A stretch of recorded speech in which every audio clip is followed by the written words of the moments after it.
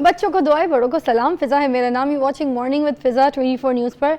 नाज़रीन, मंजिलें उन्हीं को मिलती हैं जो मंजिलें तलाश करते हैं, जो घर बैठे रहते हैं ना और इंतज़ार करते रहते हैं कि मंजिल खुद चल के हमारे सामने आ जाएगी और हम बस खड़े होंगे और उधर जूते पहन के तो निकल चलेंगे। ऐसे नहीं होता, मंजिलों को तलाश करना पड़ता है।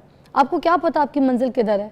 घर बैठ के सिर्फ खाना खाने से, सोने से, उठने से, बैठने से, घर वालों से चिक चिक करने से तो आपको मंजिल नहीं मिलेगी।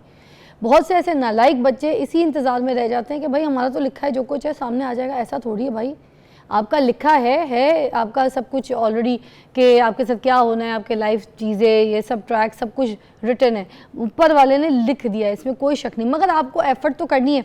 अब देखें ना, आपके सामने खाने की प्लेट रखी है, खाना रखा है। अब जब तक ये हाथ आप उठा के ऐसे यूँ खाना नहीं खाएंगे तो फिर आप ये खाना पेट में, मुंह में कैसे लेके जा सकेंगे? नहीं लेके जा सकेंगे। इसलिए मैंने आपको बड़ी अच्छी मिसाल दी कि मंजिलें उन्हीं को मिलती हैं जो मंजिलों को तलाश करते हैं। अपनी मंजिलों को खोज में रखिए, देखिए कहाँ आपकी मंजिल है, कहाँ आपका टारगेट है, क्या अचीवमेंट है आपकी, अपने लाइफ में क्या बनना है, क्या गोल्स हैं, किस तरीके की ज़िंदगी चाहते हैं, किस तरीके की लाइफ पार्टनर चाहते हैं, कैसी शादी करना चाहते हैं। हर तरीके से जो है ना आपने अपनी मंजिल को तलाश करना है।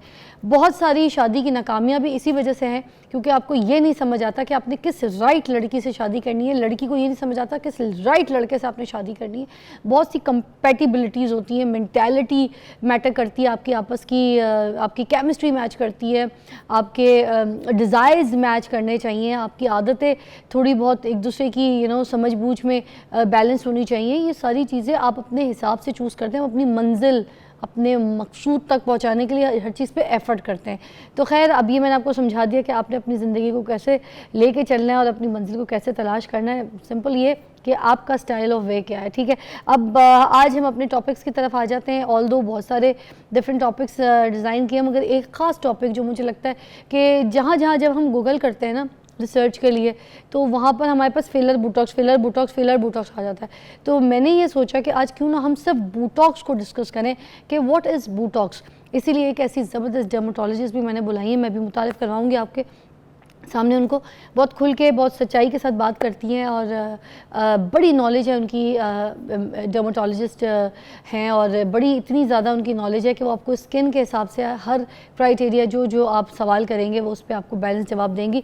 डॉक्टर आमना राज हमारे साथ मौजूद हैं, डर्मेटोलॉजिस्ट, और इनके साथ मैं चाहूँगी कि आज प्रोग्राम में कॉल्स भी लें और कॉल्स के भी जो आपके सवालात होंगे, जो आपकी परेशानियाँ होंगी रिलेटेड टू बूटॉक्स ओनली, वही कॉल मैं अपने प्रोग्राम में शामिल करूंगी, ठीक है। तो इसलिए पीसीआर में पहले कॉल सुन लीजिएगा, मैसेज सुन लीजिएगा, उसके बाद मुझे यहाँ पे कॉल दीजिएगा ताकि मेरा टाइम वेस्ट ना हो। अस्सलाम वालेकुम आमना, कैसी हैं? वालेकुम सलाम, I am very well, thank you. आप बताएं? अल्लाह का शुक्र, thank you for your spacious time. और मैं आपसे ये पूछना चाहूँगी कि आपका जो ये बूटॉक्स का रिसर्च है, सबसे पहले मुझे बताइए कि बूटॉक्स क्या है, क्या कहता है, हमारे लिए कितना कारआमद है, फिर आगे बढ़ाते हैं प्रोग्राम। देखिए, बोटॉक्स बेसिकली जो है ना वो एक इंजेक्टेबल ट्रीटमेंट है। बोटॉक्स एक मेडिसिन है, एक टॉक्सिन है जो कि क्लोस्ट्रीडियम बोटुलिनम बैक्टीरिया होता है, उससे डिराइव किया जाता है।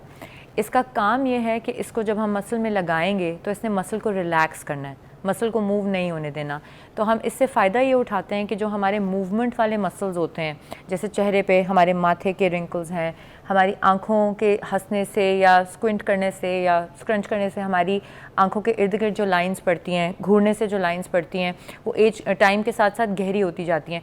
उन मसल्स को रिलैक्स करने के लिए हम बोटॉक्स का इंजेक्शन जो है वो यूज़ करते हैं। तो बेसिकली एंटी रिंकल ट्रीटमेंट के तौर पे इसको इस्तेमाल किया जाता है। तो ये किस एज से हम इस्तेमाल कर सकते हैं? देखिए, एज रिकमेंडेड एज तो आप किसी भी ट्रीटमेंट की आप ले लें, तो जब आपको उस चीज़ का प्रॉब्लम लगे, फ़र्ज़ करें बोटॉक्स हमने करना है तो हमें रिंकल्स पड़ रहे हैं या हमारी बहुत ज़्यादा मूवमेंट है तो उसकी वजह से हमारे माथे पे लाइंस आनी शुरू हो गई हैं, ये मसल्स थिक होने शुरू हो गए हैं या क्रोज फीट बनना शुरू हो गए हैं, तो जब भी बनना शुरू हो गए हैं तो उस एज पे इसको हम स्टार्ट कर सकते हैं।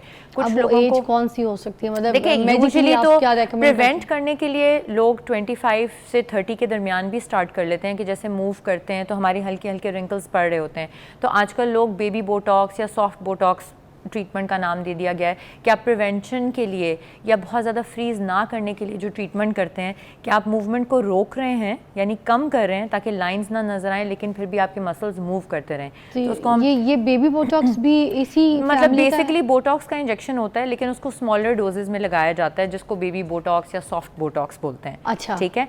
तो काम वो वही काम वही, देखिए दवाई वही है, आपने समझ लें आपका सर का मिकदार दर्द कम है, है। हाँ जी, आपका सर का दर्द है, किसी को एक गोली से ठीक हो जाता है, किसी को 2 गोलियां खानी पड़ती जी। हैं, ठीक है, किसी को पैनाडोल से आराम ही नहीं आता, उनको डिफरेंट दवाई लेनी पड़ती है, स्ट्रॉन्गर मेडिसिन लेनी पड़ती है। तो इसी तरह बोटॉक्स के इंजेक्शंस की हर मसल की मूवमेंट और थिकनेस के लिहाज से उसकी एक डोज होती है।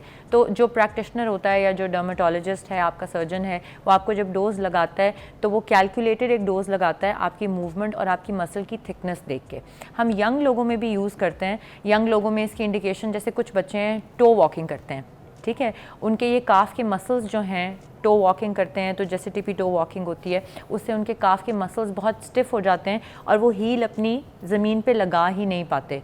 तो उस केस में भी बच्चों में हम 8-10 साल की एज में भी उनके इस मसल को रिलैक्स करने के लिए, ताकि वो टो वॉकिंग बंद कर दें, उसके लिए भी हम बोटॉक्स यूज़ करते हैं। अच्छा, मतलब इस तरह की ट्रीटमेंट के लिए भी बोटॉक्स का इस्तेमाल होता है? इट्स नॉट बिल्कुल। Only for the face muscles and everything. Yes, it is use for migraine also. हम सर के दर्द के लिए, दर्द शकीका जो होता है वन साइडेड, या किसी को बहुत ज़्यादा स्टिफनेस है जिसको आजकल टी ट्रैप बोटॉक्स बोलते हैं, तो वो क्या काम करता है? वो बेसिकली देखें जो मसल्स आपके स्टिफ हैं, जो बहुत ज़्यादा समझ लीजिए जिनमें टाइटनेस है, उनमें उनकी रिलैक्सेशन में हेल्प करेगा। उसको रिलैक्स करने से जो टेंशन की वजह से पेन है वो कम हो जाती है। फॉर एग्जांपल आप शाटिका की बात कर रही थी, if somebody is like having a severe pain शाटिका, वो किस तरह से इसको नॉर्मलाइज कर सकते हैं विद द बोटॉक्स? जो शाटिका की जो पेन है वो नर्व पेन होती है और वो डीप कंप्रेशन की वजह से शुरू होती है। हमने ये अंडरस्टैंड करना है कि जो पेन्स हैं वो शुरू किस वजह से होती हैं। तो शाटिका की आपकी नर्व कंप्रेशन की वजह से, यानी नर्व आपकी दब रही है आपके मोरों के दरमियान, तो उसके लिए अक्सर लोग बोटॉक्स यूज़ नहीं करते। लेकिन बहुत ज़्यादा हाइपर जो मसल्स काम कर रहे हैं उनके लिए बोटॉक्स यूज़ होता है, यानी मसल्स आपके थिक हो गए हैं, स्टिफ हो गए हैं, उनकी रिलैक्सेशन के लिए यूज़ हो सकता है। और जो शाटिका या जो आपकी बॉडी के समझ लें नर्व इरिटेशंस हैं या नर्व पेन्स हैं, उनमें न्यूरोलॉजिस्ट को बेहतर पता है कि उसने इस इंडिकेशन में यूज़ करना है या नहीं करना। जो हम लोग कॉमनली यूज़ करते हैं वो माइग्रेन के लिए, हाइपरहाइड्रोसिस यानी एक्सेसिव स्वेटिंग के लिए, जिनको पसीना बहुत ज़्यादा आता है अंडर आर्म्स में, हाथों में, पैरों में, उनके लिए जो है वो हम बोटॉक्स यूज़ करते हैं। अच्छा। चेहरे पे अगर किसी को बहुत ज़्यादा पसीना आता हो तो ये बहुत- हाथों में भी बोटॉक्स जी लगता है? बिल्कुल, हाथों में भी बोटॉक्स होता है। वो किस जगह हाइपरहाइड्रोसिस पे, हाथों पे किस जगह हाथों पे? की स्किन में लगता है। देखिए, उसने जाना है, उसने बोटॉक्स ने रिसेप्टर के साथ अटैच होना है और हमारे समझ लें जो ग्लैंड्स हैं उनको काम नहीं करने देना, तो उससे हमारी जो है वो स्वेटिंग रिड्यूस हो जाती है। अच्छा, तो ये अंडर आर्म्स वगैरह में भी लगते होंगे? अंडर आर्म्स में भी लगता है, स्वेटिंग तो उधर भी हाँ होती जी है। बिल्कुल। बच्चे ऐसे हैं जो, या जैसे मर्द हजरात हैं जिनको बहुत स्वेटिंग होती है, मीटिंग के लिए जा रहे हैं, हाथ मिलाना है तो पसीना ड्रिबल कर रहा है लिटरली, उनके लिए बहुत इफेक्टिव दवाइयाँ भी हैं। आर्टिस्ट है, उनके हाथ में इतना पसीना आता होता था, मेरी आधी बेस तो वो पसीना खा जाता था उनकी। हाँ, तो ऐसे लोगों के लिए दवाइयाँ लगाने वाली मेडिसिन भी हैं और बोटॉक्स भी एक बहुत कारआमद ट्रीटमेंट है। अच्छा, और ये जो अंडर आर्म्स में लगाते हैं इसका फ़ायदा क्या होता है? क्या इसका- पसीना रुक जाता है? हाँ जी, काम इसका जो ड्यूरेशन ऑफ एक्शन है बोटॉक्स का, वो कहीं पर भी लगाया जाए तो कम से कम 3 महीने से लेकर 6 महीने तक इसका अफेक्ट लास्ट करता है। जो अफेक्ट शुरू होता है वो 3 से 7 दिन में शुरू होता है और मुकम्मल असर जो आपको एक बोटॉक्स की डोज़ लगती है उसका तकरीबन 15 दिन में, 14 से 15 दिन में आपको असर नज़र आता है। फिर हम यूजुअली पेशेंट को वापस बुलाते हैं, उनको चेक करते हैं जहाँ पर भी हमने लगाया हो, मतलब फेस पे लगाया है इंजेक्शन ट्रीटमेंट के लिए या अंडर आर्म में लगाया पसीने के लिए, हम उनको 15 दिन के बाद दोबारा देखते हैं। फिर देखते हैं टेस्ट करके कि ज़रूरत मज़ीद दवाई की है, यानी बोटॉक्स के डोज की फर्दर ज़रूरत है या नहीं, फिर उनको और भी लगाया जा सकता है। ज़बरदस्त। आमना की कॉल है हमारे पास फैसलाबाद से, हम शामिल करते हैं। अस्सलाम वालेकुम। वालेकुम सलाम। जी आमना, क्या कहेंगी? जी मैं ये ना बोटॉक्स फिलर्स करवाना चाह रही हूँ, तो आप काइंडली डॉक्टर से पूछ के बताएंगे कि ये इसका असर कब तक रहता है, ये लॉन्ग लाइफ ज़्यादा देर तक हमेशा के लिए होता है? अच्छा, बोटॉक्स कितने टाइम तक रहता है, वो ये आपसे पूछना चाह रही है। ठीक है, जो बोटॉक्स है वो कितने टाइम तक स्टे करता है अगर लगवा लेते हैं तो? जी जवाब दीजिएगा आमना। कम से कम 3 महीने और मैक्सिमम 8 से 9 माह इसका रिज़ल्ट रह सकता है। कुछ लोगों को इससे ज़्यादा भी चलता है, 1 साल तक भी बोटॉक्स के असर कुछ लोगों को रहते हैं, लेकिन एवरेज समझ लें कि 6 माह में यूजुअली रिपीट करना पड़ता है। अब रिपीट क्यों करना पड़ता है कि आपने मेडिसिन की एक डोज़ है वो आपने मसल में लगाई है ताकि वो मसल मूव ना करे और रिलैक्स रहे, जिससे आपको रिंकल नहीं पड़ेगा या लाइन नहीं पड़ेगी। तो आहिस्ता आहिस्ता वो मेडिसिन रिसेप्टर के साथ अटैच है, आहिस्ता आहिस्ता जब वो समझ लें इस्तेमाल हो जाएगी तो उसका असर कम होना शुरू हो जाएगा और मूवमेंट वापस आना शुरू हो जाती है।